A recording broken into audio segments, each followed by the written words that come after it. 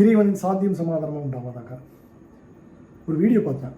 இந்த வீடியோ பார்த்ததுலேருந்து மனசுக்கு ரொம்ப ஒரு மாதிரியான கஷ்டமாக இருக்குது. அவர் அந்த சகோதரர் வந்து நியூசிலாந்துலேருந்து அந்த வீடியோ போட்டிருக்காரு.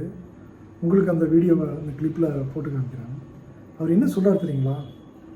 அவர் நியூசிலாண்டில் இப்போ இருக்கிறவர் ஒரு முறை எம்கே அப்படிங்கிற அந்த போர்டை பார்த்துட்டு நம்மக்கிட்ட பகிர்ந்து கொள்ளக்கூடிய அந்த செய்தி என்ன அப்படின்னா, தமிழ்நாட்டில் அந்த கவர்மெண்ட் ஸ்கூலில் தான் அவர் படிச்சிருக்காரு.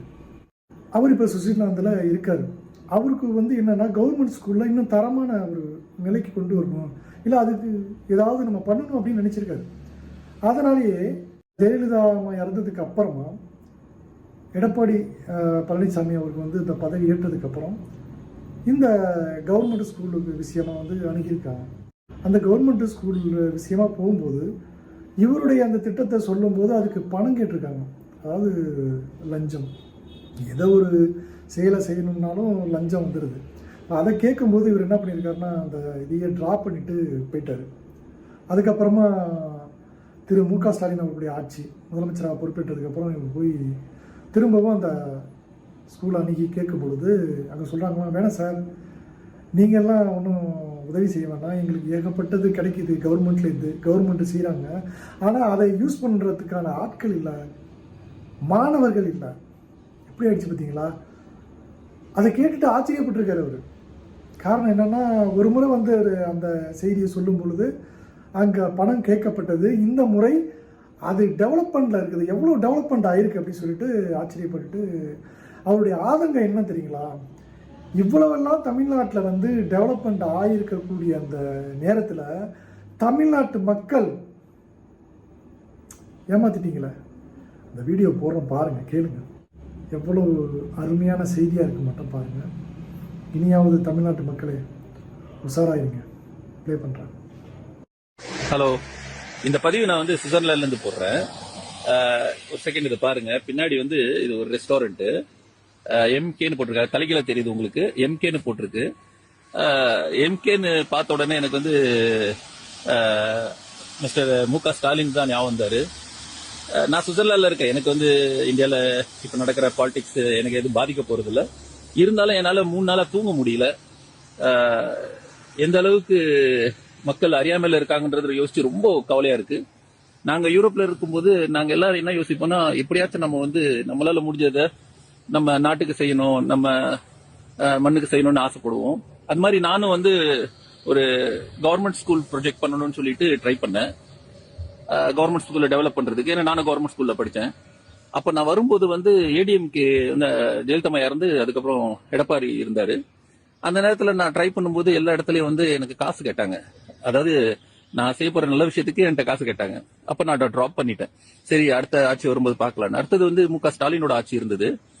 அப்போ நான் திரும்பி வந்து இதே school project, government school project develop பண்றதுக்காக வந்து கேட்கலான்னு சொல்லிட்டு கேட்கும்போது நான் அங்க இருக்கிற ஒரு கவர்மெண்ட் ஸ்கூலுக்கு போனேன். திருவான்மியூர்ல இருந்த ஒரு கவர்மெண்ட் ஸ்கூலுக்கு போய் சரி, இது மாதிரி பண்ணலான்னு இருக்கு அப்படின்னு சொல்லும்போது எனக்கு ரொம்ப ஷாக்கா இருந்தது. அவங்க என்ன சொன்னாங்கன்னா, இல்ல சார், இப்ப அது தேவையில்லை, ஏன்னா கவர்மெண்ட் வந்து எங்களுக்கு எல்லாமே பண்ணுது, நான் பசங்க தான் அதை மெயின்டைன் பண்ண மாட்டேன்றாங்க, எங்களுக்கு வந்து இப்ப கவர்மெண்ட் மூலமா பயங்கர நல்ல சப்போர்ட் இருக்கு அப்படின்னாங்க. ரொம்ப சந்தோஷப்பட்டேன். இங்கேருந்து நான் வந்து அந்த கவர்மெண்ட் ஸ்கூலை டெவலப் பண்ணணும்னு எவ்வளோ பிளான் எல்லாம் பண்ணி, அது வந்து எல்லா இடத்துலயும் யாரும் உதவாம, எல்லா இடத்துலயும் காசு கேட்டு, அது கடைசியில டிஎம்கே கவர்மெண்ட் வந்ததுக்கு அப்புறம் சரி செய்யலாம்னு வரும்போது ஆல்ரெடி அந்த மாதிரி நல்லா டெவலப்பா பண்ணிக்கிட்டு இருக்காங்க அப்படின்னு கேள்விப்பட்டு ரொம்ப சந்தோஷப்பட்டேன். ஆனா இப்ப நடந்த இன்சிடென்ட் வந்து மனசை பயங்கரமா பாதிச்சிருக்கு. இது நீங்க எதுக்கு இப்படி ஒரு முடிவு எடுத்தீங்கன்னு எனக்கு தெரியல.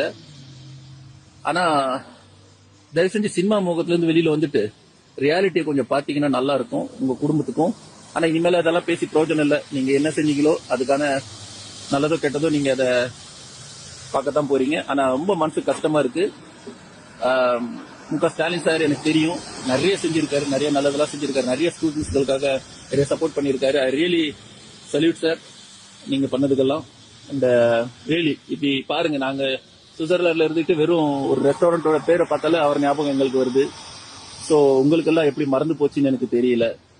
தயவு செஞ்சு நாங்க வெளியூர்ல இருந்துட்டு இவ்வளோ எங்களுக்கு இருக்கிற புரிதலோட உங்களுக்கு அதிகமா இருக்கணும். ஏன்னா மன வருத்தத்தோட இந்த பதிவை போடுறேன். கடைசியில நானும் ரீல் போடுற மாதிரி ஆயிடுச்சு. கேட்டிங்களா? அவரு நானும் ரீல்ஸ் போடுற மாதிரி ஆயிடுச்சு அப்படின்னு சொல்றாரு. அது எதுக்காகன்னா ஒரு பிரயோஜனமான ஒரு விஷயத்துக்காக போட்டிருக்காரு. நல்ல விஷயம் மக்களுக்கு தெரியணும் அப்படிங்கிறதுக்காக.